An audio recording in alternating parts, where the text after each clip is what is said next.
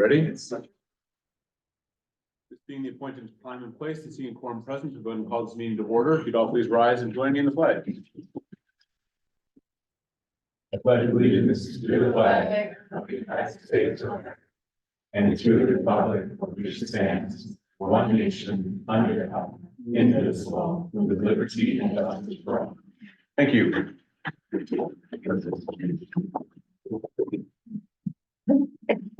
Ben, would you please take the roll? Mike Higgins, Here. Lori Holland, here, Fred Yant, Here. Diana Johnson, here, Tina Johnson, here, David Streeter, Here. David Smith, Here. Craig Morton, Here. Tony Arnett. Here. Viewing the agenda, do we have any changes we need to make?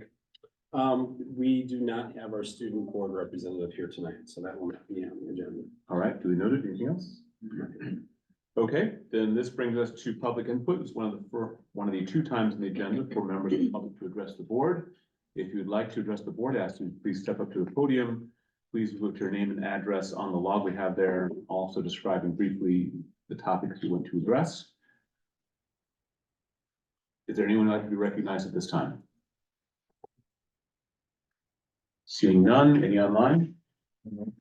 All right, thank you. Then we will move on to announcements and recognition and communications. So we have first up Germany trip proposal for June 17th through the 30th. But that's our strategic discussion. Oh, excuse me. right now, recognition communications. I have no other. Sorry, skip ahead. All right, then we will move on to strategic discussion, and the first item up is. And there you go. For 2025. Ms. Schneider?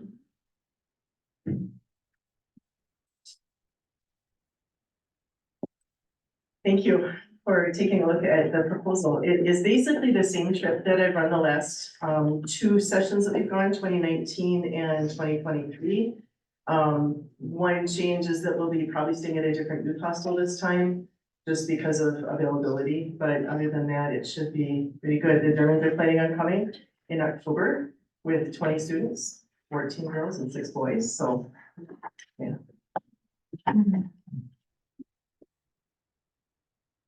Comments or questions from board members? Thank you for doing it. Looks like a fantastic opportunity. There will be a resolution later on the agenda for approval of the trip. Thank you. Next up is Wisconsin State Education Convention Reflections. This is an opportunity for members of the board who attended, as well as superintendent, to share things that they heard that are particularly noteworthy. Who would like to go first? I can fire away. I was there.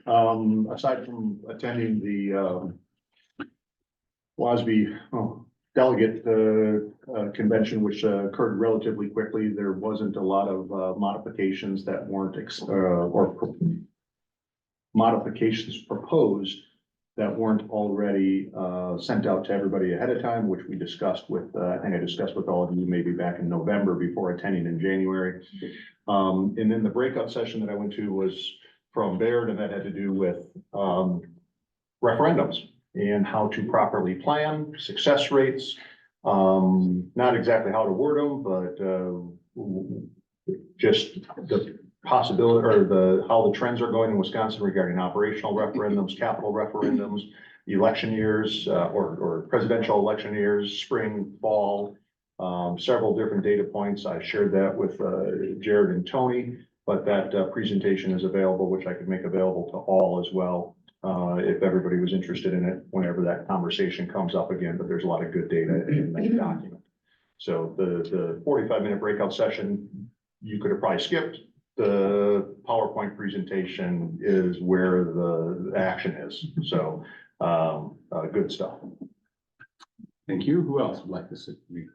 I can share. I went to look for a couple of different things and was surprised at one of the ones I went to. It was out of communication. And I was looking for, ideas of what other school districts are doing for communication. And there was a consortium of 3 school districts that kind of were there.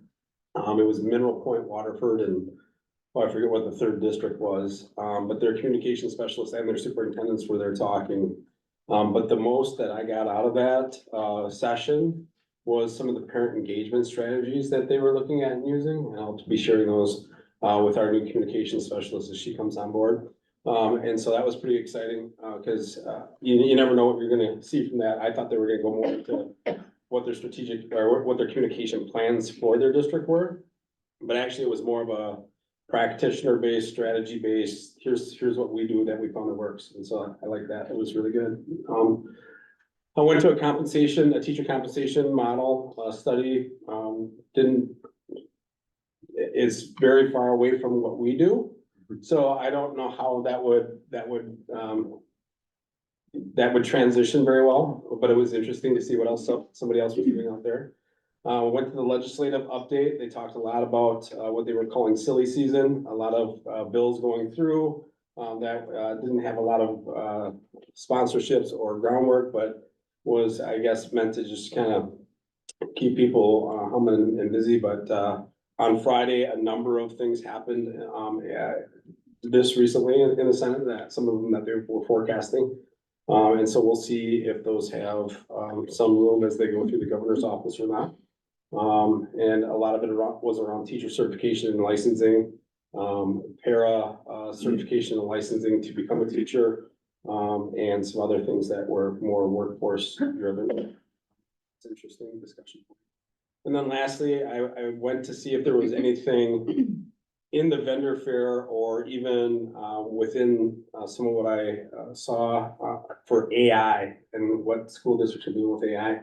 But I think all the presentations and vendor stuff was, it was too new for them on that go around, because as I went to the federal convention for AASA last, 2 weeks ago now, there was a lot, and I've got a lot to update the board on as it gets to that discussion point, but there wasn't really much at the state convention, but I was looking for it. And on that comment about the legislature, there is an email out from WASB this afternoon summarizing the bills Yeah. that were passed last Friday. So if you have not looked at that already, please make sure you look for it and take a look at those. And yes, some of them are Silly season bills. borderline relevant, but others have Yeah. potentially significant implications. Yes. Others who want to speak? Just real quickly, I don't need to get too detailed, it was kind of a while ago, so.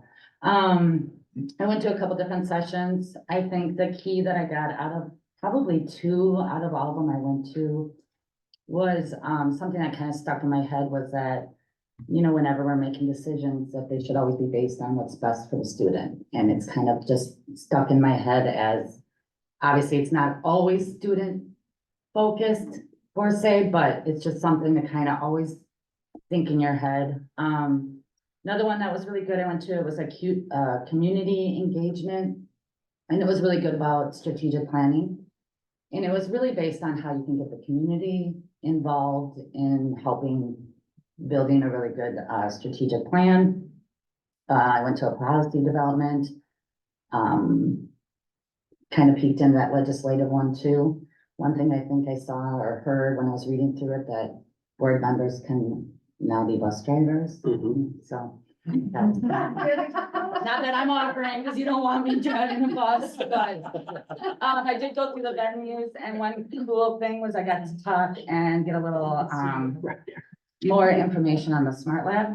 So I think it'll be really cool. And it was, you know, I don't think I really understood what it was or what it was gonna look like. So I think I think we all need to go check it out once it's done. Oh, Spring yeah. break? Yeah, spring break, yep. Jason and his team are going to be working to get it up and going and unpacked. We've got some work that Kevin and his team are working on, getting the rooms ready. So, yeah, it'll be interesting to see. Mostly instruction will happen next year because there's a lot of training and everything, but we'll have it up and ready. Mhm. We wanted to make sure there was a long runway for them to be able to have the materials, get trained on them and get ready for next year. That'd be cool. So I've got some files I've been working on still off my notes. I kind of got sidetracked with the season, but I think I can bring it to committees when it pertains to the topic, so. All right. Anyone else who'd like to speak? No? All right. then we will move on to our last item under strategic discussion, which is our annual presentation regarding achievement gap reduction, AGR. Sirs. So if you can open your SURE's AGR goals.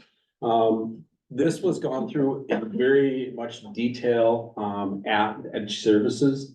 But it is a requirement that the board sees and understands the work that we're doing towards the goals at each semester. And so we just wanted to put it forward to you, see if there was any questions or any Ed Services Committee members who had further questions. Jenny's here and she can kind of go through that with you if need be. Jenny Berlinger wanted to be here tonight, but was unable to, so I will be the Jenny to ask questions of tonight. So it's all there for you. This happens every semester, so you should be used to. Could you please just remind me, as far as if I'm looking on page 2 of the document, with like the Fontes and Fennell data, when we're looking at third grade, for example, and you see the fall is 65%, and then grade 3, I'm sorry, did I say that? Is 65%, and then winter progress, you see 41%. Could you explain, just Sure. So remind us of essentially, that? the target on that one moves, and so we expect to see growth from obviously the beginning of third grade to the mid of third grade. And so we didn't see the amount of progress we wanted to with those students. So you can see that there was a dip there, but during data team meetings, that third grade team came together to determine like what can they do to help support the students to continue to make that growth, to be able to try to get to the goal at the end of the year of that. I believe it was, the total goal was at or above 60%. So the target on that one moves, and so that's why you probably saw the dip. And like I said, they met in the data team meetings to determine what can I do to bolster that so that they don't see that again at the end of the year. So again, to clarify, the goal in October is based on, hey, a student in second month of third grade, whereas the goal in January is based on what we expect to see for a student in month 6 of third grade. Exactly. Okay, so it's not the same No, standard. It's exactly. not just one grade 3 standard applies year round. No, sorry, this is what we expect to see at the beginning of the year, mid-year, end of year. Absolutely.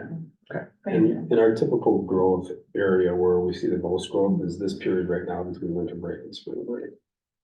So it might be, good to notice that sometimes what's lagging right now might pick up again by spring. Other comments or questions on the report, Dave? Just comment, I think with the Ed Services we talked about with, that we've got this trajectory to have doing the data meetings as a board level data meetings. And this is something we've always done for sure for the AGR grant of trying to weave those two together versus having them be independent. Because a lot of the data is similar with it. There's gonna be things we have to do because we have the grant and we've got to go through the motions of doing, and try to get the data aligned with everything. Okay, Brad? So Jenny, this it may be a dumb question, and you may have gone over this in Ed Services. How do we determine what the goal is? And I wonder, do we have like we know that we're targeting a 10% increase, that sort of thing. I'm just wondering, because we're shooting for 60% here. And I want to know, I'm looking at, okay, is that based on where they came in and this is where we think we can get to? Or I would assume that we would want them at 100%, and so why do we have that gap? So I think what they do is they take a look at what their current reality is, like when they come in the fall, what percent of testing where they're at, they look at previous years and how much growth they set, and they try to set a goal that's attainable yet aggressive, if you will, and so that's where they determine those pieces. I know that some grade level goals have already, in certain cases, there was a goal that they were exceeding where they thought they were going to go, so they extended where that goal was. So always trying to be attainable yet aggressive enough so that we're constantly pushing forward. If we meet a goal, that we want to continue to push forward with that, that we're not just like, okay, we're done with that, let's, you know, be done instructing literacy for the year. That of course would never happen, so always pushing to achieve more if they meet that goal in the year. Good, thank you. All right, thank you. Any other comments or questions on this report? None. We will then move on. Thank you very much. Next up under reports, we will start with the superintendent's report.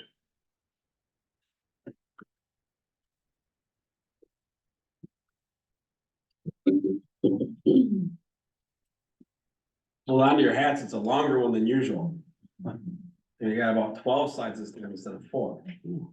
Oh, I am not touching that, are you? No. Oh, okay. Okay. So, some students at Douglas in a nice snow pile. Snow pile is now gone, but, there's lag, okay. Some celebrations. We got a lot of celebrations to hold tight with. So, we had the Wisconsin, or the high school, visual arts classic team.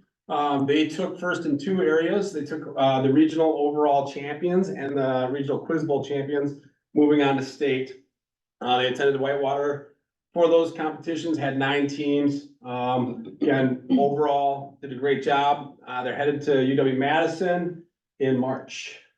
So congratulations to them. Why is the switch remotes? They say, well, why does it not work?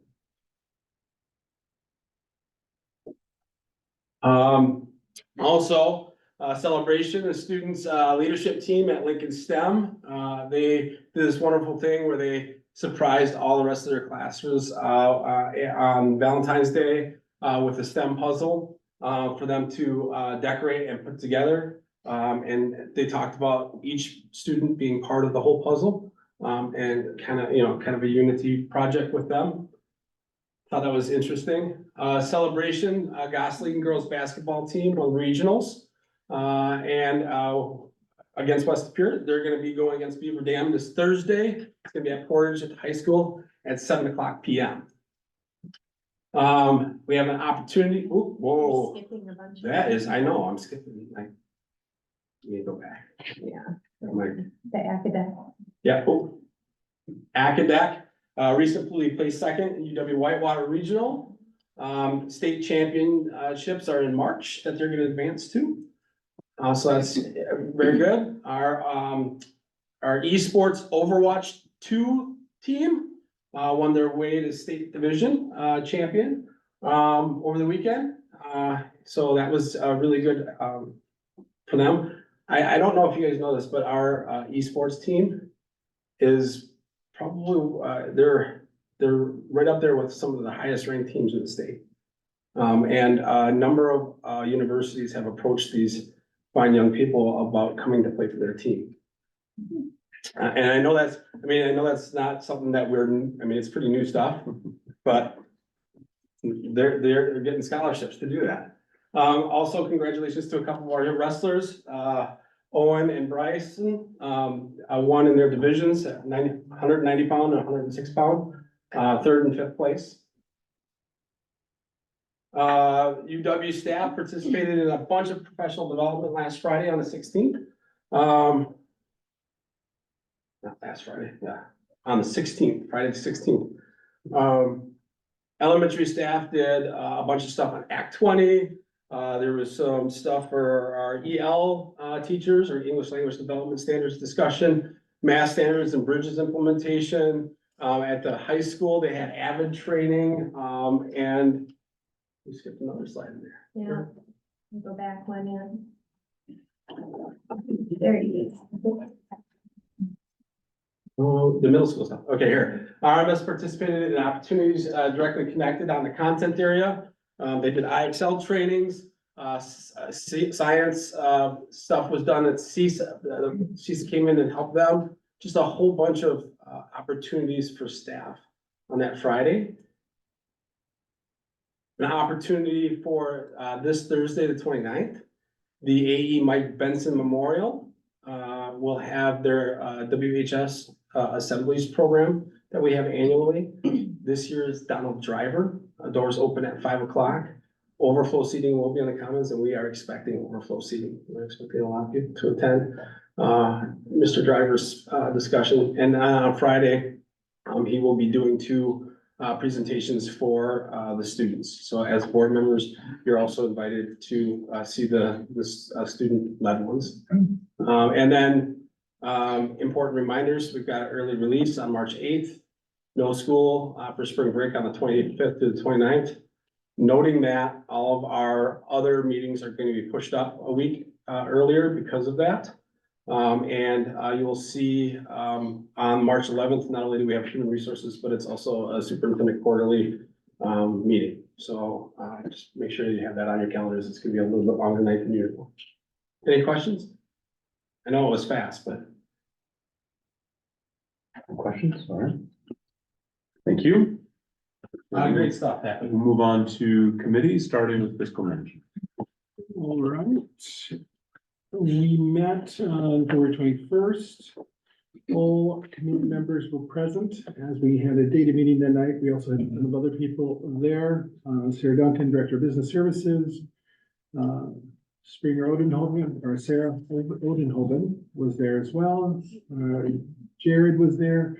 Other board members, Tony Arnett, Lori Holland, and Kevin Suko, the Supervisor Grounds was there.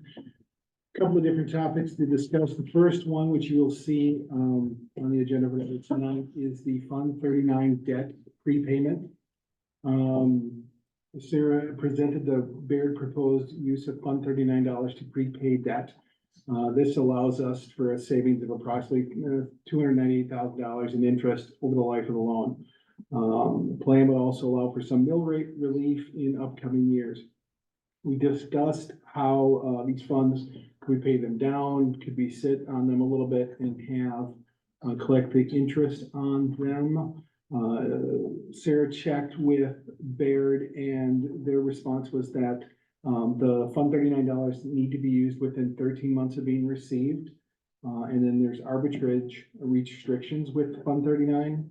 That means IRS restricts the interest the district can earn, which is close to the rates on the debt. If we earn more than the district yield, it would get rebated to the IRS. So if we make more money, and with a good economy, we would be making more money on this.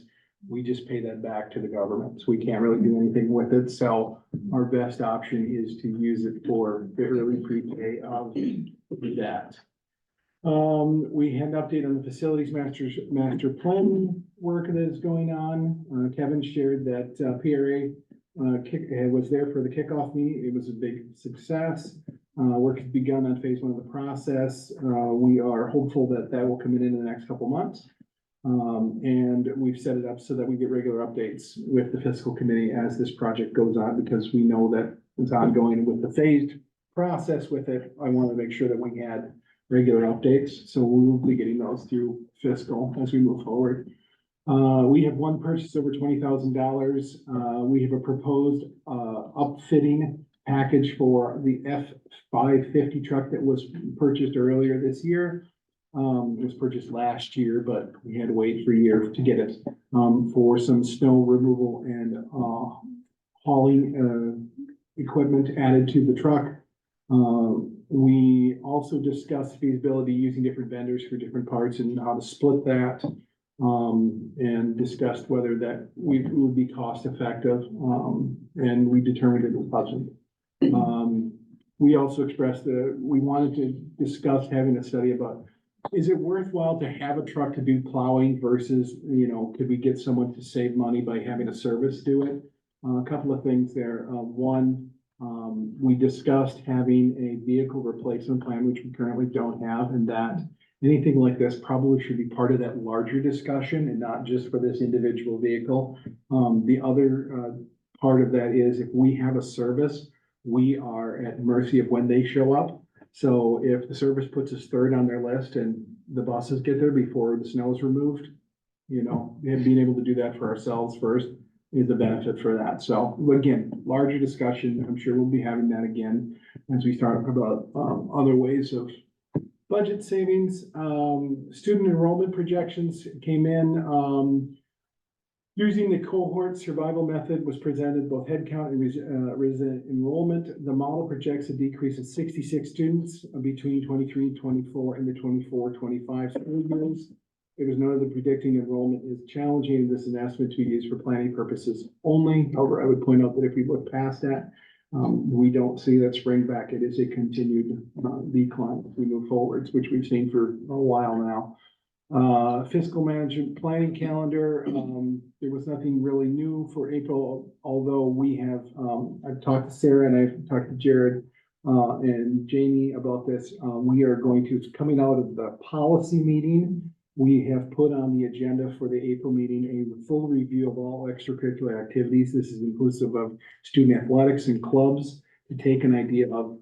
We've talked in the past about equity and how do we do this with funding mechanisms between them. We don't know what we don't know right now. And that is the purpose of this discussion for the April meeting, is to pull together everything, what we're paying out, how is this, where it's balanced, that sort of thing. So we can kind of get a discussion on that and go from there. Anything that comes from that, any ideas from that will be coming up. And then we will, as the committee, will take a look and make discussions if we have any recommendations for the full board. But it's a starting point for that. And I should point out that that is going to be in parallel with any further policy work, which Craig will be leading from the policy committee perspective.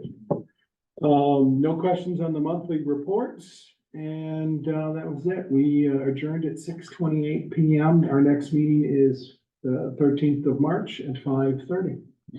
Thank you. Comments or questions on that report? All right, HR. Yes, HR met on Monday, February 19th. Committee members, we were missing Fred. But we did have, Athletic Director, Jamie Kapp, was a guest there for us to help us through some information. We had a regular consent agenda as far as staff appointments, resignations, and termination, and you will see a resolution for that tonight. We did also receive an employee wellness committee update. Margaret has met with that group, a small but mighty group, as far as in the fall and in January, and they've got some really great ideas, it sounds like. And they have their first district newsletter coming out, and it includes a staff survey requesting feedback on ideas on wellness and topics of interest. Then the Employee Wellness Committee will meet in March to begin to review the survey data. This group had come out of an idea or out of discussions regarding like health insurance and wellness and, you know, those kinds of things. So they're carrying that work forward, which is important. Employee satisfaction survey timeline. Margaret is working with school perceptions. At the committee meeting, we took a look as far as what the timeline looks like. And, you know, following the basic same schedule as far as last year, because it was successful for us. And then this one had more information for us, the educator compensation model request for proposal.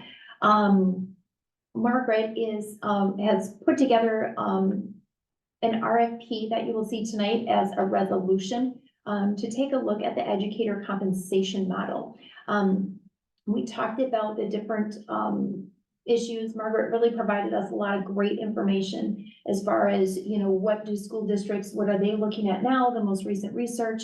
And when you're looking at a compensation model for certified staff, the different important things to consider as far as financial sustainability, retention, recruitment, those kinds of things. So you'll see that RFP tonight. And so you'll just see the resolution for RFP tonight, but we don't have any dollar amounts attached with that. We'll put the RFP out there. Dr. Burke had shared in the meeting that, you know, RFPs are kind of coming back. It's hard to predict what the ballpark for those are going to be. So then once we do receive RFPs with dollar amounts attached to them, then that will come as another resolution the following month, or however that works out there. And as far as negotiations, planning process and timeline, we're going to be discussing that as far as preparations and things like that tonight in closed session. And then we we did spend a significant amount of time also talking about the coach evaluation process. And this is where Mr. Kep was able to inform us as far as, you know, what's going on there. The HR committee this last year has been talking about evaluations at different levels. There is an evaluation for head coaches, that, Mr. Kep piloted last spring and then has implemented this year. And so each head coach of the 24 seasons that we have, will be receiving an evaluation. We had some good discussion among committee members and board members and different questions as far as, you know, what that looks like, the intentions, and those kinds of things. As far as our future meeting planning, our next meeting is March 11th. We'll of course have a consent agenda. And then part of a lengthy presentation will be the results and recommendations from the support staff salary review. Okay, and then we'll have an update on the wellness committee. We'll also be talking about succession planning, and then there's possibility for some summer school hiring agenda. We adjourned at 6:59, and our next meeting is March 11th. Thank you. Comments or questions on the report? I do. Right. So staff appointments, we have some of those, I'm assuming those are new contracts or contract extension. All right, also, can we highlight those or separate somehow this? Because I missed staff appointments and I thought that was all resignations and I thought I had a stroke. Oh, yeah, no. The headers, that'd be wonderful. Sure. So. That was it. All right. Dave? On the coach's evaluation process, is there a step after the evaluation? With most positions and other evaluations we do, it goes into something of a development of a plan. If they're not performing, is there that next step, or are we just evaluating at this point? As far as the evaluation, then, I mean, it's, you know, I mean, I know it's, you know, there's a lot of different questions and things like that. But and there's, the initial, correct me if I'm wrong, and if I jump in, but, there's the, you know, initial valuation, and then there's like some check-in points and things like that along the way. And then there is a process as far as, okay, you know, if you're not performing in those different areas and things like that, it is handled through Mr. Kep and through HR. They work together as far as those are concerned. We talked a little bit too about, in going into year 2 of this new model, thinking about, there are some, questions that get more towards, like parent perspective and student perspective. Not about like which offense we should be running or defense we should be running or whatever else. It's more about, communication, those kinds of things that they receive and so on. So thinking about putting some of those in there, but then we also kind of got on a bigger topic of just that kind of feedback on program evaluation. And, you know, because that might not necessarily be about the coach itself, it might be about the total program and, you know, what we're doing and how we're working that. And so trying to figure out how we're gonna go in the future with those pieces. Trying to get better, I do. continue. Yeah, Is the evaluation process just new or just a new evaluation? What do you new, mean it's a by new process this year. Okay, so they've done They evaluations. piloted it last spring. And now this year they're doing it with every head coach. Okay. So to a question, prior to last spring, did we have a process in place? We did. This seems like a little bit more of a formal It's process. going to be a much better process, yes. Okay. Any comments, questions on the report? Okay. And then we'll move on to Ed Services. Sure. Ed Services met on February 13th. All committee members were present, plus several other distinguished guests. Had about 6 or 7 items on the agenda, pegged at 15 minutes apiece. We didn't hit any of those. Many of these you already either heard about or you will hear about. The SURE's AGR semi-annual report, you've already heard about that earlier tonight. That will move towards a resolution. I'm pretty sure it's a resolution, right? And then, That's the No. so that was just a presentation. Sorry, that was just a It just presentation. has to be reviewed. Right. Probably the one that we spent, I don't want to say the most time on, but it was the back and forth on the remaining ESSER dollars. And fiscal gave put the ball in the court of Ed Services to identify the program which needed or was gonna get the last $100,000. And Jenny and her staff opted for the Act 20. And that is on the agenda later tonight as a resolution entitled Keys to Literacy Training. So that one is ready to go for board consideration. Additionally, we got a brief update on the course proposal form. That's been a standard form for some time, but it very often left for questions from the board. And now those are memorialized in the document itself. So hopefully many of those questions will be asked and answered during the consideration of a new course, as opposed to waiting for it to show up at Ed Services or at the full board and then have those questions asked after the fact. Lynn Gilbert gave a very good update, several slides on what her department does. You can find that in the Ed Services meeting agenda. And then the other ones had to do with the WSD math acceleration process, which was mostly focused on aligning expectations between the parents and the teachers, what you get, what you don't get with accelerated math. And then lastly was the implementation review regarding bridges and number corners and how we're moving on that one.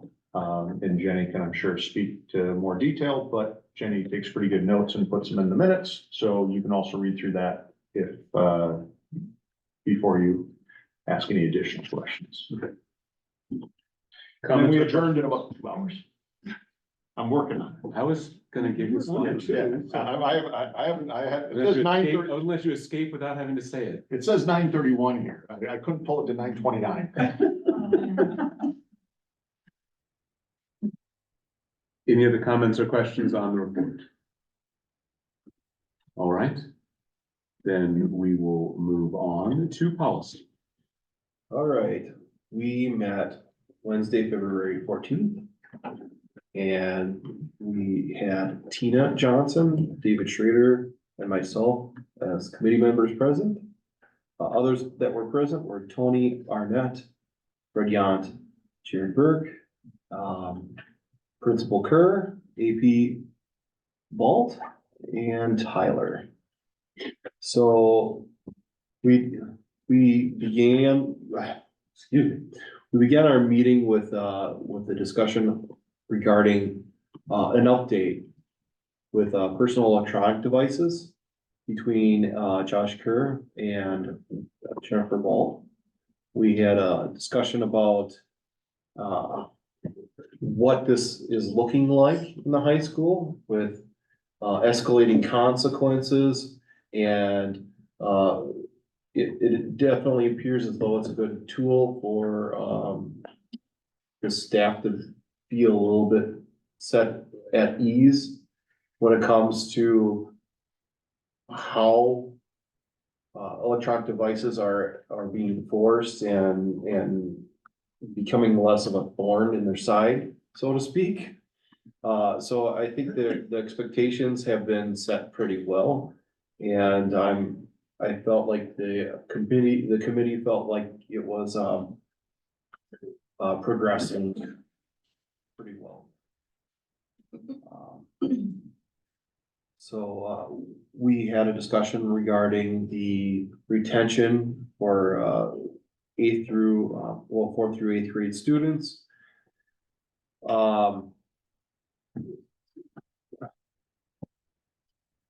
Superintendent Burke actually provided the rough draft for us to have a little bit of a discussion regarding.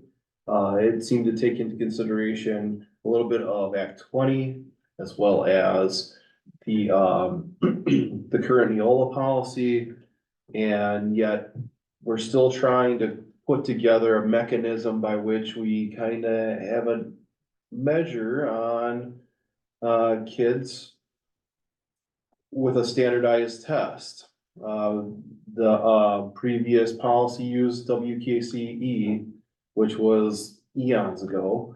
And we need to have another type of standardized test or some sort of mechanism by which to try to monitor where kids are during that particular school year. So that we could put put into place some of the interventions that are hopefully needing to be put in place in order for those to be effective. But all in all, it felt like the committee felt like it was going in a good direction. And the hopes would be that we have another discussion here coming forward for the March committee, for the March meeting here. We also had a discussion regarding extracurricular activities. We did have some discussion around finances. However, we wanted to take a look at, we tasked the administration to look at the Neola policy in relation to the work we've already had done on extracurriculars.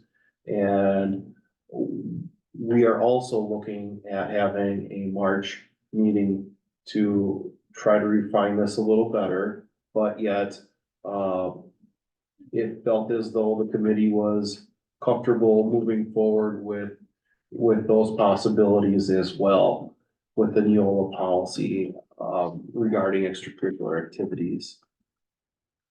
There's much more discussion to be had. We're nowhere near where we need to be yet. We also had the first read of the aligned Neola policies. And there were several for the 9,000 relations policies. And then there were Neola 9,000 relations policies that didn't have the Watertown match. So we basically took that boilerplate that Neola had, and we basically adopted that with this first reading that you'll expect to see here. So future meeting to be determined as far as the March meeting. We're gonna have to try to shoehorn that in somehow. Sounds like a pretty busy month. But the next meeting would be Wednesday, April 10th, 2023.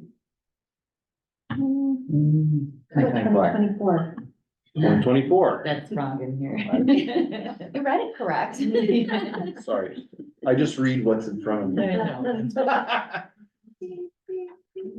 So you are going to, I'm sorry, yeah, you are gonna try to set up something for.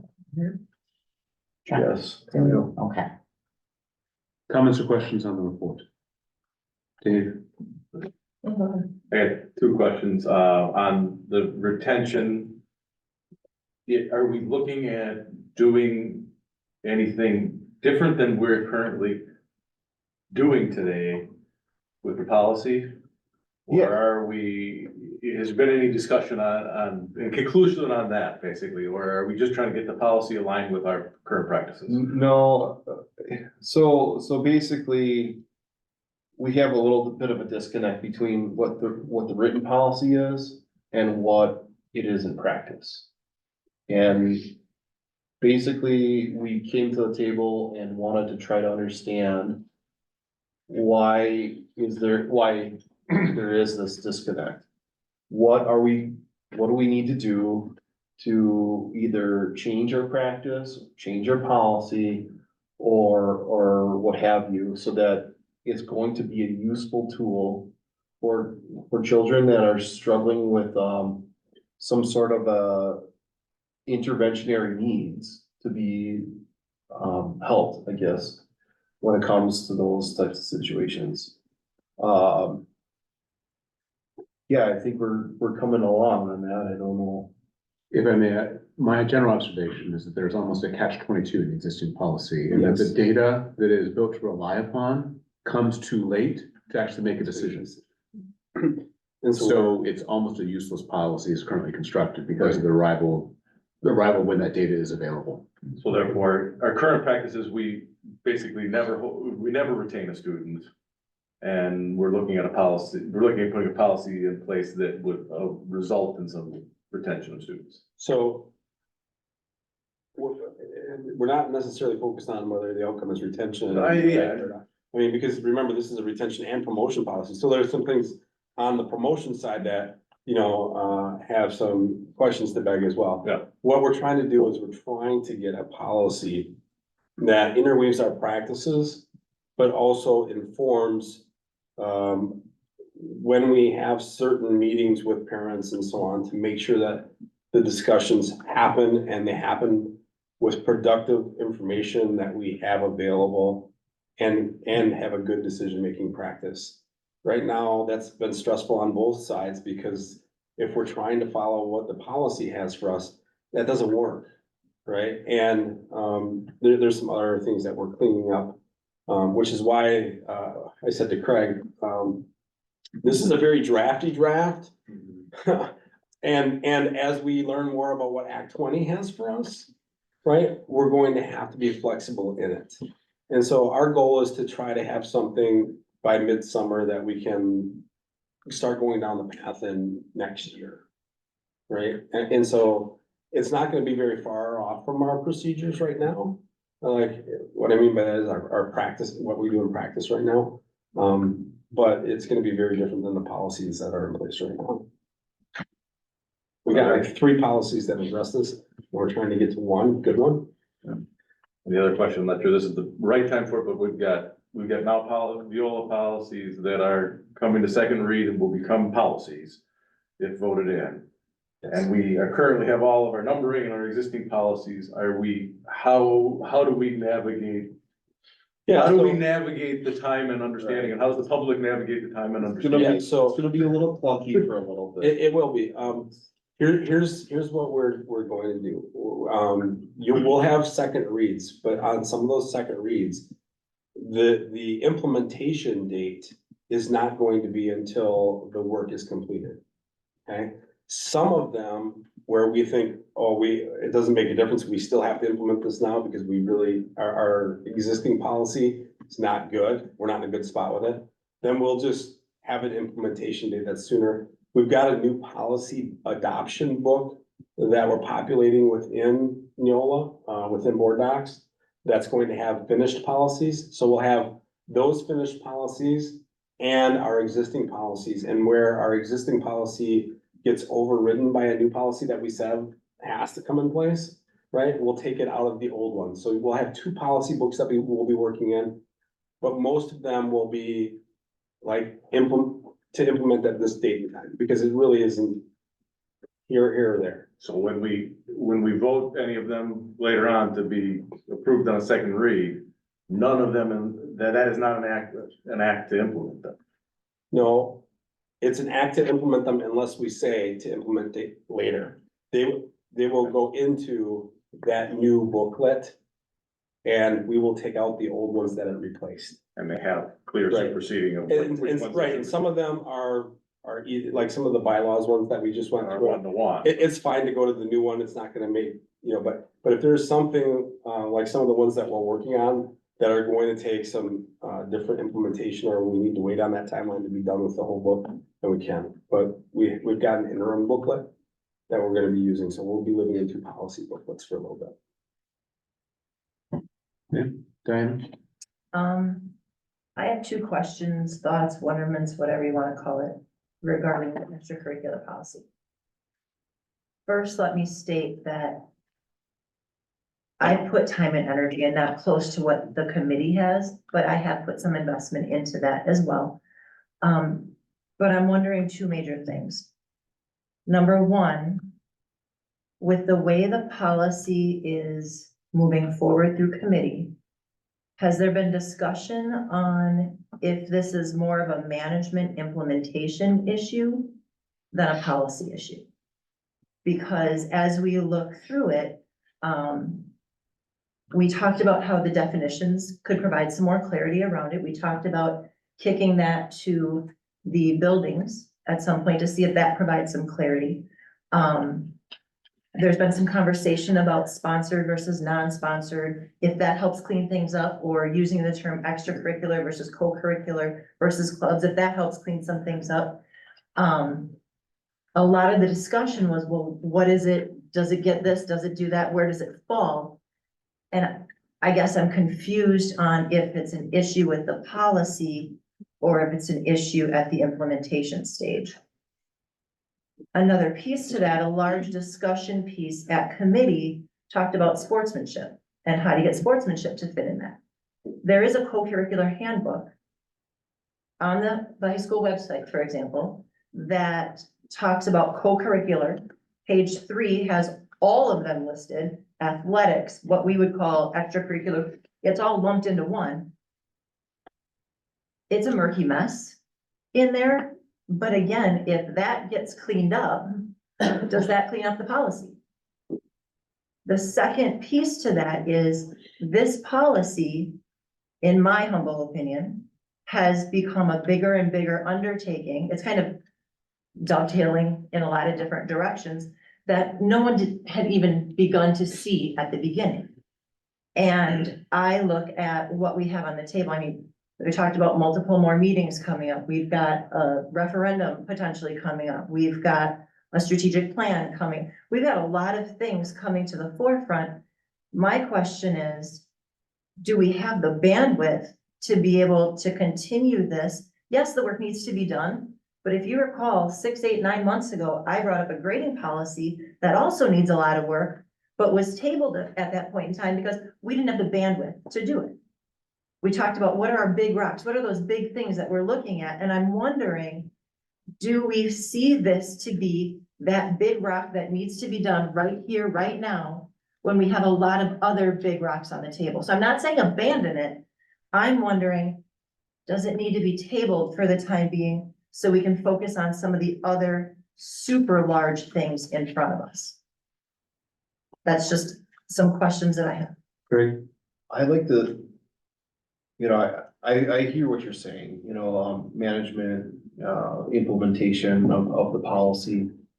And I don't know, I don't want to speak for everybody on the committee, and they're happy, I'm happy to have them, anybody can chime in on it, but I had the feeling based on what we discussed with the Neola policy, that it did those things where it was able to kind of compartmentalize a little bit more into several little buckets that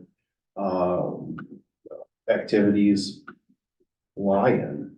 So I felt like, yeah, it's not perfect. We're still kind of tweaking things when it comes to like the sportsmanship pieces that Fred had brought up in our meeting regarding co-curriculars and things of that nature. But I feel like it's right where it needs to be, but we still need, there's still some work when it comes to the finances, because we need to know how that affects everything. We don't know whether or not that's and really a policy should have a small aspect to do with the finances when we push that forward, but it really shouldn't be the defining factor for these particular groups. So the rest of that conversation should belong in fiscal. At least that's the way I felt we left it. Fred? I'll speak to that. So there were two things coming out that, in my opinion, and I think I'll speak to the fiscal bit for the policy perspective. The shift to the Neola policy did a lot of lifting that we were looking for. And what Craig talked about with sportsmanship, there's a gap with the split with the Neola policies where either we have to shift things to one of the policies where they cover sportsmanship, or we have to take the language about sportsmanship and also address it in the other policy. There's a gap there. That's for the policy committee to discuss. As far as the finances part of that, we had a perfect window where we are not getting results from the master's facility planning until May at the best for phase 1. We have no like financial information or anything like this. We're not waiting on anything, no big projects and stuff. So we have this April meeting for fiscal where we had very few things on the agenda. We had time to address this now. While we had that window of opportunity, let's look at it, find out what we're doing with this. if we look under the rocks and this is a bigger deal and we have to, you know, and go with this, we'll probably table it, but at least we know what we're dealing with. At this point, we don't. And while we have that window, I think we should take it. So what I'm hearing you say is that you're gathering the information, nothing is going to be done with it at this point in time, other than what are we spending, where, how? That's the Whatever point from of the the, fiscal. that's what the point of the April fiscal meeting is, to get that report, to get that information. And, you know, the committee looks at it and maybe there's something there that we're like, hey, look, wait a minute, this is a problem. We need to address this now. And there's a recommendation to the board, but I'm not anticipating that, and that's what I'm looking for. Right now, as I said before, we don't know what we don't know. And until we have that, we can't make any decisions on how to step forward. So that's really what the focus of the April one is just give us the due diligence on this. Dave? And I'll probably be mostly just reiterating what Craig and Fred just said, but to answer your questions kind of in order. Neola's gonna do a lot of the heavy lifting. So maybe we've somewhat or temporarily abandoned any major changes to it, but we're gonna get a lot of where we needed to go with that. And your first point was, we have a lot of big rocks out there. This shouldn't be one of them, and it has become one. So whether because of Neola or whether because of that realization, I'm not saying it's getting tabled. I'm just saying is we're gonna let it end up where it is. And once Fred gets the information from fiscal, once Neola takes the policy to where it needs to be, I think we'll kind of reassess if it still deserves the attention that it's been getting from policy just because of those other things. But to your other point, and Craig, I apologize, I don't know if you specifically stated it, but you had mentioned management. And I just want to give kudos to Josh and his team regarding the cell phone policy. There was one that didn't quite need a full overall revamping. It required a couple of posters in a couple of the rooms in the high school to raise the awareness. And so as we see those referrals, as we see those expulsions, as we see information about where the bad behaviors are coming, I don't want to say that cell phone use was the early predictor, but it didn't take a policy review. It didn't take 6 months of debate. It took a little bit of focus. And so kudos to Josh and his team for putting the focus on it. And I think that we've seen some significant changes in the cell phone use in the high schools. And the stats that they presented was the seniors are getting it just fine. The freshmen still haven't quite figured it out that they have to keep it in their pocket. Point that addresses your other question you had wrapped in there. And so, yes, agree with Craig, agree with Fred, agree with Josh. And maybe we table this, but not until we find out just a little bit more and see where Neola takes us. Can I have clarification regarding the potential March meeting? Because it sounded like we were calling a March meeting to discuss the extracurricular policy. It was, yeah, it was something that we had discussed at our committee meeting, just, take a closer look one more time. I don't know what. So We didn't come up with a date. Started with I, the retention. so if it's just, Other- so as a written question, if you're literally gonna call just a meeting, just to review that No, one single policy, no. that's what I'm asking. Is it just to review that one Well, single policy? we have the, on the off months, we typically look at just Neola policies. Uh-huh. And then we would also, this time around, we had, the retention policy kind of got put on that. So that we can kind of push that forward eventually as a, first read, hopefully. I was hoping that would come for a first read either here in, February, but it looks like it might be March or April. And, so that there's some discussion there yet, I guess, that needs to take place. And then as well as the, what's this, the, extracurricular policy. So again, I'll try and get clarification here. You're wanting to call an extra March meeting to continue work on Neola policies, which may include extracurricular and retention, but it's not just about those one or two. Yep. Because I was gonna, again, if it was gonna be just about that one, that's a very expensive meeting to have. And that gets right to Diana's point. Yeah, no, I could just say, I know we had talked when we started this whole Neola process. there was a lot of discussion that would it make sense to do it monthly? So, Okay. All right, just looking for clarification Yeah, first. we're gonna have about 10 more policies. We've gotten into the next section. And we'll have those to be able to review so that then they we'll just keep going.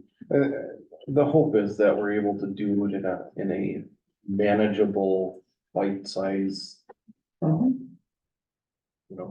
Chunk. Right. Part of it is trying to remember what you did if it's every 2 months or every other month. And so I don't mind having a shorter, smaller kind of meeting on the off months, just to keep it going. The increased pace makes sense for that particular work stream. Yeah. I got it. Okay. Other comments or questions on this report? All right. Then we'll move on to planning committee. We had our off month, never an off month, but it was not our month to meet. Upcoming meeting, I just lost my head. At our next meeting, which is March 6th, we're gonna look at some RFP submissions from the strategic planning avenue. In terms of board development, we're going to focus on some onboarding processes. So a little bit of a heavy lift there. And then lastly, quarterly review for the superintendent is that same week. So keep an eye out, kind of putting together, and we'll get some feedback from the committee first in terms of how do we pull together some board feedback to give to the superintendent this time around. So you guys should be getting that. Our meeting is on Wednesday. The intention is committee will take a look, pull some things together, finalize it, so you have it by Thursday for a meeting then the following Monday. So just kind of keep an eye out for that. It's gonna look a little bit different than, potentially than what we've done in the past. All right, comments or questions on that? Okay, then we'll move on to the consent agenda, resolution 9272. The consent agenda includes our meeting minutes, our committee summaries, personnel staffing, that's appointments, retirements, the approval of bills, and the first and second reading of policies, and there are a number of first and second readings this evening. Do I hear a motion on the consent agenda? Second. Moved by Tina Johnson and Johnson. seconded by Diane. Comments, That's questions funny. on the motion? In Johnsonville over here. How would you, Tony, like me to do a motion to pull out You would make a motion to amend. to amend? So I'd like to make a motion to amend, policy for second read, 0167.3, public comment for board meetings. Shared a red line with the board a couple of days ago, with that, and I'd like to make the changes as noted with that. All right, there's a motion to amend. Is there a second? I second that. Seconded by David. And again, could you go ahead and pull up the red line version and specifically describe for the record the changes that you are proposing? Yeah, so, the public expression of the board will versus may provide to versus a period of public comment at all regular board meetings, not any. So that's making a requirement for us to have public comment versus that we might if we so choose. And then striking point C, which is the attendants must register their intent to comment prior to the board's meeting and upon arrival at the meeting. And point F, in which no participation may speak more than once at the same topic. So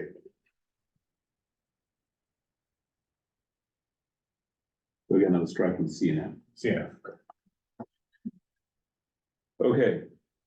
So there is a motion to amend on the table. Comments or questions on the motion? Craig, I guess I take a step back and, yeah. I do see where you're coming from when it comes to, these particular changes that I understand why you would, bring these forth. I really don't have much of an issue with that, except for the fact that I think we wanted to try to, provide a little bit more, direction and try to be a little bit more concise as far as, people being prepared ahead of time for particular meetings. And I remember when I would speak with public comment in the past myself, I always felt like I wanted to be prepared. And I always felt like if there was some sort of a sign up, at least I would know that I would likely not be lost as far as my comment is concerned. I'd have my opportunity to speak, and hopefully I get recognized as a result of that. So I feel I would make an amendment to the amendment to include letter F back into this.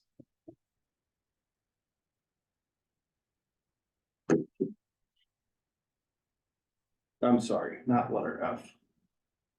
Letter C. You were, sorry, but I guess point of order, Mr. President, is that right now, I mean, we're gonna vote on to separate it out. We can then debate the merits of that policy independently and then vote on the other. So the current motion, agenda, right? is not separated. Current motion is amending the consent agenda as presented Okay, with these changes. got it. Okay, thank you. Let's give John a second.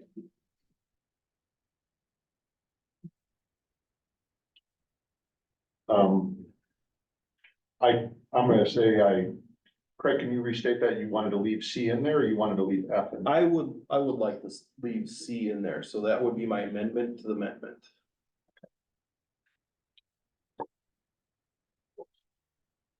Second, okay. I'm waiting for a second.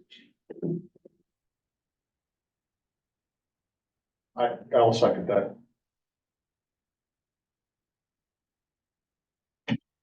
All right, so now we're strictly talking about the motion to amend to leave C in.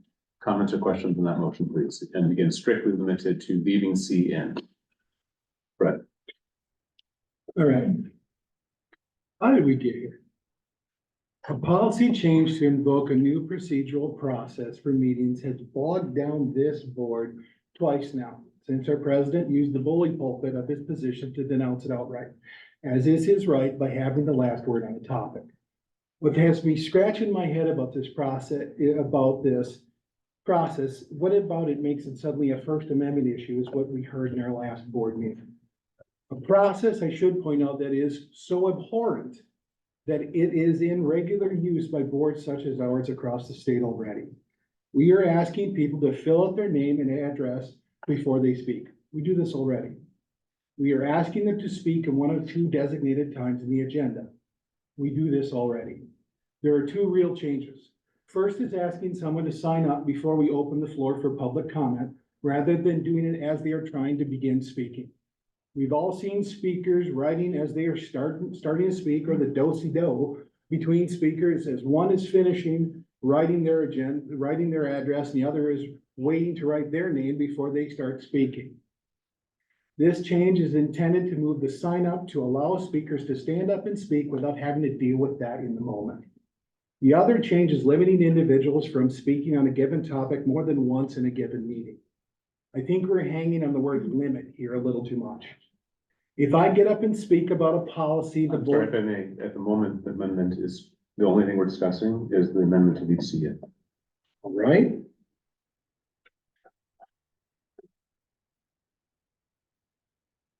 Just try to keep us moving forward quick on that.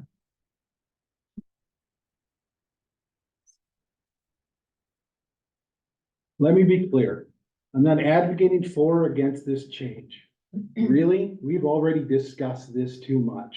What I'm saying is that we can't be so hesitant to try a process because anecdotally, my best friend's boyfriend's brother's girlfriend heard from this guy who knows this kid who is going with this girl who said another board made a similar change and had to concede. This is a policy change, yes. However, policy changes do not require more than a majority vote to enact them or remove them. If we change our process and it doesn't work, we can always undo it without fear of being stuck with it forever. And again, we come back to the next amendment. Any other comments or questions on the motion to amend to leave C in? So to me, it's key part of the process that has existed is that we now have, will be, I can get that you can ask them to state what they want to say at the beginning of the meeting, because they should come prepared. But at the point that we give them an opportunity at the end, that is to be able to have the voice to respond to what we've been talking about. They cannot know what we were going to be talking about, what we have talked about for the entire meeting before they walked in the door here.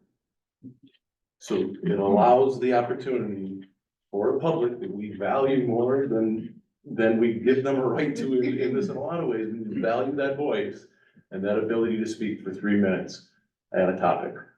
All they're choosing at both the beginning and the end of the meeting. Diana? As a parent sitting there were multiple meetings that I had no intention to speak. And then after hearing certain comments, felt the need to add on or clarify or something of the sort. If we limit this, I'm just fearful that we're gonna be limiting our public as well. We give them very few times to speak in front of the board, and I don't think that we should limit that. I understand your do-si-do comment that it's kind of cumbersome there. Can we just change the process? Does it have to be at the podium? Can you move that sign-up sheet to maybe the table and then the next person in line is sitting there waiting, there's a way to clean that up. But I don't believe that taking away that opportunity is in the best interest of all. Other comments again on the motion to amend to leave C in? Let's make sure anybody else wants to speak first. So what are we? So at the moment, there's a motion to amend to leave Right. D in. So we're just That's the only thing we're talking voting on. about It's the only- speed, we're not talking about F. That's at the moment, the only thing under discussion is leaving C in, specifically leaving C in, not taking it out, leaving C in. That is the motion currently on the floor. Okay, thank you for that clarification. Any- I'm good. Okay, In point of fact, the policy as written gives the person overseeing the meeting, the board president, wide latitude in handling such items in this way, same way it's handled today. I've been in these meetings in the past where the board president has stated, hey, we're gonna do it this way, and we do it that way. If we make this change and we've got a house full of people, the board president can say, look, we're gonna do away with the sign-up sheet here, and we're gonna do it like this tonight. That's the way the policy is written, to give them that control over the meeting that way. So if in the past where the board president has said, I know you've already spoken on this topic, please, if you have already spoken, please sit down, let others have a chance to speak. They can do the same thing in reverse and say, hey, you have an opportunity, you're the only one here, yeah, you can go ahead. Or, you know what, I know we've got a 3-minute limit, but, we don't have a lot of people here tonight. Go on, talk for 10 minutes. That latitude is there, and that is part of this, is to give that to the board president to allow them to adjust as needed.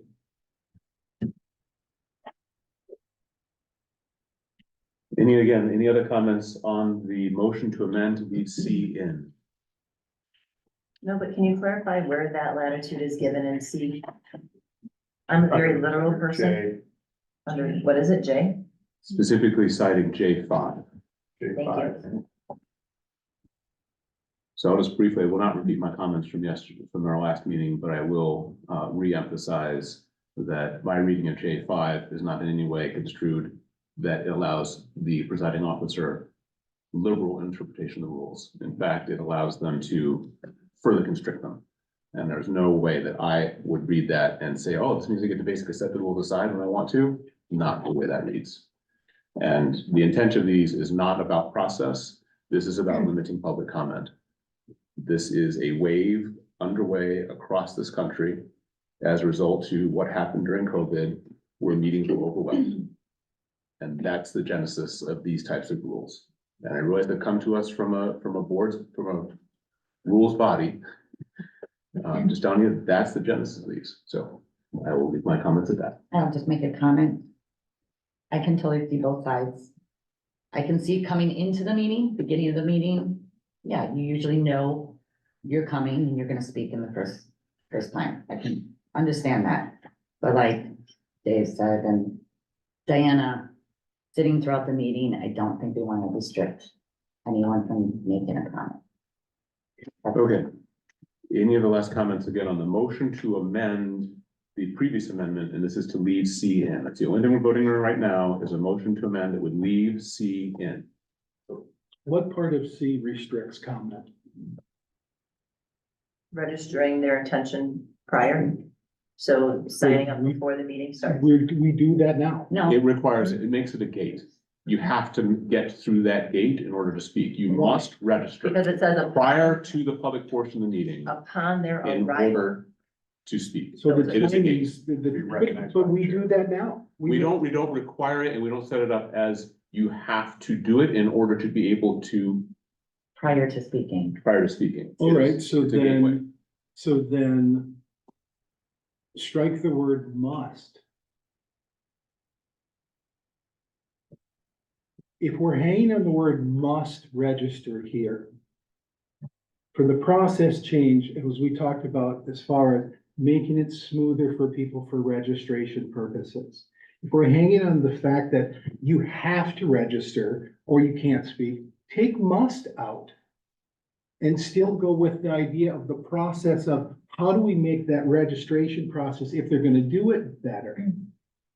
And instead of saying, look, if you don't sign up, you don't get to speak. That's the point that I think we're hanging up on here is that must, because, okay, so if I choose not to register, then I don't get to speak. We have name and registration. We ask people to do it. If they don't want to, then we can strike must, but we can still adjust the process to make this cleaner. I agree with what you're describing in terms of its intent. That is not the motion currently on the floor. But I agree with what you're saying in principle. So I guess I'm reading the room a little different. Correct me if I'm wrong, anybody. I don't think it's the must that everybody's hanging up on. I think it's the timing prior to getting to that part of our agenda. Well, it's the combination of the two. Is it the Yes, combination? But if you take, he's correct. If you take must out, it's an encouragement. Yeah, fair enough, Yes. It's an encouragement. But D puts that all there. You must recognize your president, or presiding officer with your comments announcing your name, address, and group affiliation.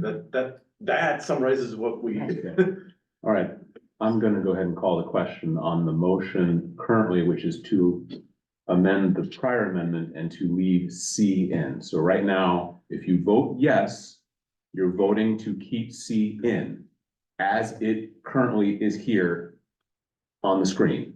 If you're voting no, then you're voting to take C out.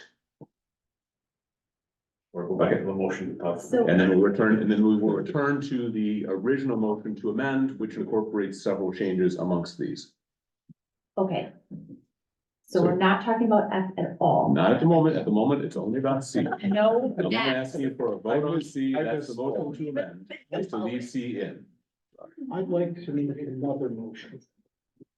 I'd like to make a motion that we table this, we send this back to the policy committee to have further discussion on this before it goes to the full board for approval. Because we've now wasted 2 board meetings discussing this and if it's this much discussion, it should have never left policy.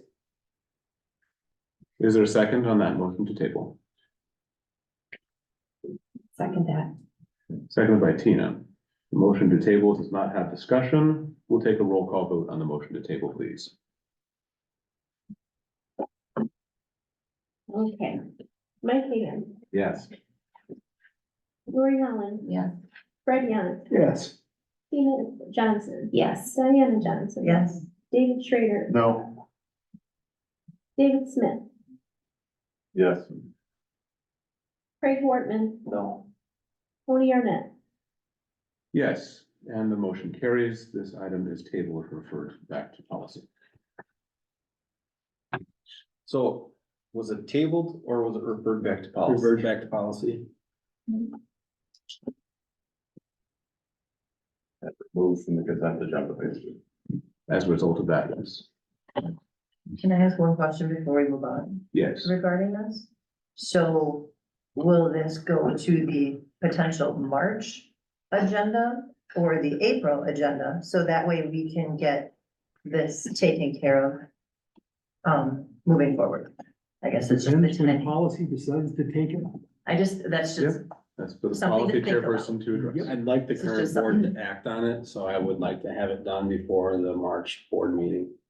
Because it's hard enough to have this conversation with this board, spanned over the course of 2 boards, and we have elections coming up. I would not like to be in that position as the superintendent. Please help me with that. Make a decision before the board comes up. Can I ask a question? That allowed that.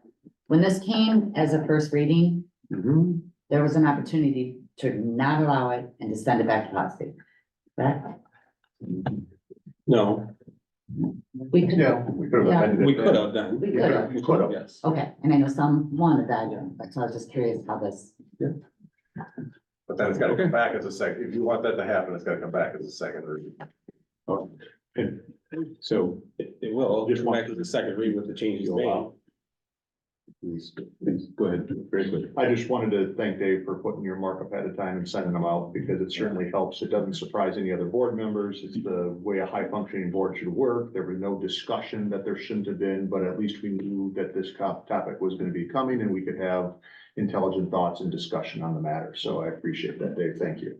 All right, so now we're back to our parent motion on the overall consent agenda, now minus 0167.3 under the second reading. So, comments or questions on the motion for the remaining portion of the consent agenda? Hearing none, roll call vote, please. Mike Higgins, Yes. Lori Holland. yes.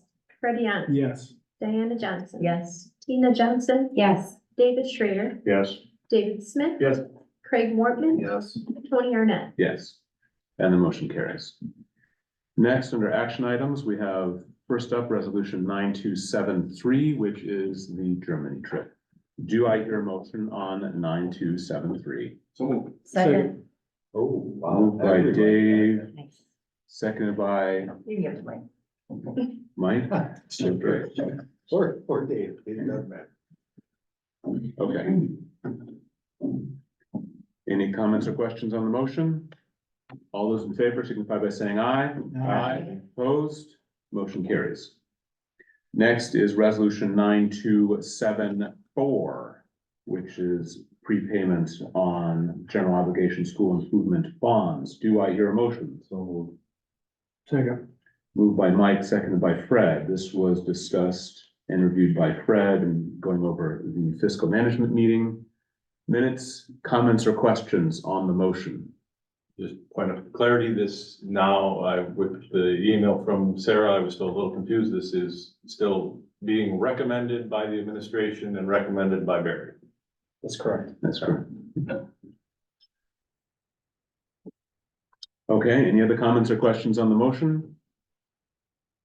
Roll call vote, please. Mike Higgins. Yeah. Lori Holland. Yes. Fred Yant, Yes.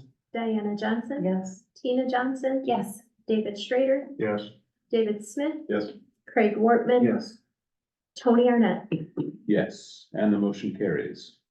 Next is resolution 9275, which is the RFP for the educator compensation model study. Do I hear a motion? So moved. Second. Moved by Tina, seconded by Mike. Comments or questions on the motion? Again, this was reviewed by Tina in going through the HR committee meeting minutes. Last time this was performed was approximately when? 2000. The full study. With an update. We did an update on 22. Any other comments or questions? All those in favor signify by saying aye. Aye. Opposed? Motion carries. Next is resolution 9276, purchase of the Keys to Literacy training. Do I hear a motion? Second. Moved by Dave, seconded by Diana. Comments or questions? Again, this was mentioned in the Education Services Committee meeting review. Hearing none, roll call vote, please. Mike Higgins, Yes. Lori Holland, Yes. Fred Yant, Yes. Diana Johnson. Yes. Tina Johnson. Yes. David Schrader, Yes. David Smith. Yes. Craig Wortman, Yes. Tony Arnett. Yes. And the motion carries. Next is resolution 9277, which is the acceptance of a $10,000 donation to the Tech Ed Department from an anonymous donor. Do I hear a motion? So moved. Second. Moved by Tina, seconded by Diana. Comments or questions other than if that anonymous donor is somehow present or hears of this meeting? Thank you. Thank you. Wow. Hearing nothing else, all those in favor signify by saying aye. Aye. Opposed? And the motion carries. And our last resolution, 9278, the purchase of the upfit package for the Ford F-55 Super Duty truck. Do I hear a motion? So moved. Second. Moved by Craig, seconded by Mike. Comments or questions on the motion? Again, this was reviewed at fiscal, and Fred did go over that in reviewing that meeting. Comments or questions? Hearing none, roll call vote, please. Mike Higgins, Yes. Lori Holland, Yes. Fred Yant, Yes. Diana Johnson. Yes. Tina Johnson. Yes. David Schrader, Yes. David Smith, No. Craig Wortman, Yes. Tony Arnett. Yes, and the motion carries. This brings us to agenda planning. I did not hear anything this evening that has bearing on a future future board meeting. I know we have several items that have impact for committee meetings, but not for the board. Am I correct? Did I miss something? Okay. I believe that, we do, still want to have a short discussion about succession planning. And I know that we have one more meeting, coming up with this current board. So if we're going to have that as a full board discussion, we should have that much. And by that you mean succession rather than meeting. Yes. There are times I want to. Okay, remember, I have dysgraphia, sometimes I'm wrong. Thank you for double checking me on it. No, yes. Okay. Oh, I couldn't. resist. no, I mean, sometimes it happens, and. I think you could have left the session in the meeting. Right. I apologize. Okay. Then this brings us to the second opportunity for members of the public to address the board. Again, if you wish to do so and you're here present, stand up to the podium and please leave your name and address for the record. And if you're online, we'll use the raise your hand feature. Is there anyone who'd like to address the board this time? Go ahead, please.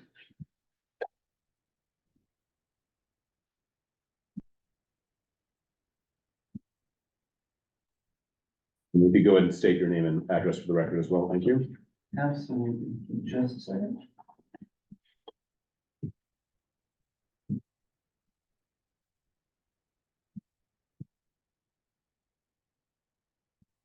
Hi, my name is Jim Grimwater. I live at 213 North Church Street, Watertown, Wisconsin.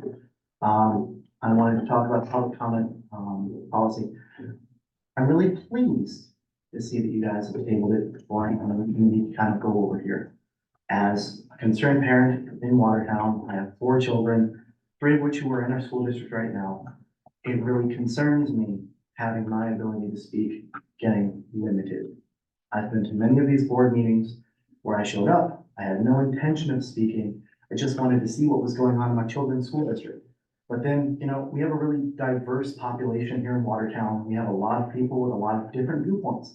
And folks can be vocal at these meetings, and I can totally relate to you guys feeling maybe overwhelmed, stressed, hearing the back and forth.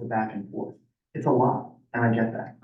But being a parent and sitting up here and hearing people say something that maybe you don't agree with, we should have the right and the ability at that moment to say, no, absolutely not. As a citizen of Watertown, as a parent of children in the school district, what that person said is not representative of my beliefs, not representative of what is right for my children and my family. And so forcing people to sign up ahead of time, I think is ridiculous. I think that it really infringes on our ability to give you the information that you need to be a successful school board. And so I'm really pleased. I spoke at the last meeting saying that I was disappointed at the end with so many yes votes. I was kind of on pins and needles hearing the discussion tonight, but I'm really glad that this kind of got tabled. Because regardless of what you believe, if you're a parent of a child in this school district, you deserve the right to come up here and speak, talk about what you feel like is right for your child. Doesn't matter which side you're on. So thank you. I really appreciate what you guys are doing. All right, thank you. Anyone else? All right, then I'll entertain a motion to go into closed session for the reasons stated in our agenda. Motion. Second. Moved by Fred and seconded by Tina. Was it? Diane. Yeah. The other guy. Roll call vote, please. Mike King. Yes. Lori Collins. Yeah. Fred Yance. Yeah. Diana Johnson. Yes. Tina Johnson. Yes. David Schrader. Yes. David Smith. Yeah. Craig Workman. Tony Arnett. Yes, and we are in closed session at 7:31 PM. I did, the adjournment.